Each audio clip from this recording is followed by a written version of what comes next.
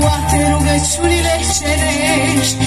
Ești cea mai iubitoare lume, mama, pământ dorit cât ai pătimit, ai rămas simbol al veșniei, pentru că tot ce ți-ai dorit, în dragoste să-ți crești copii.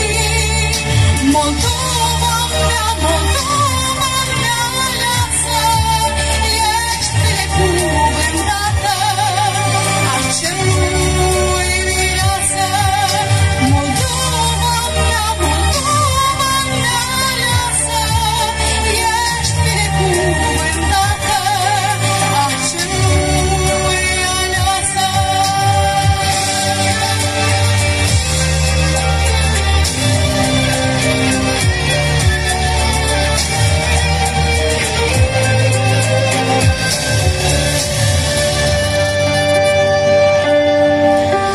Moldova iubitor, să fii vestită printre stele, să te mândrești cu al tău popor, ce-n dragoste îți dă putere. Îți mulțumesc pentru că ești izvorul amestecat de dor și viață. Azi ești în straie împărătești, azi ești a cerului aleasă. Moldova mea,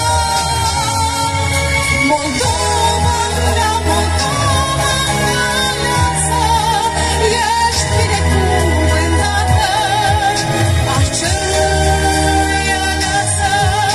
Moldova mea, Moldova mea aleasă, ești binecuvântată a cerului aleasă.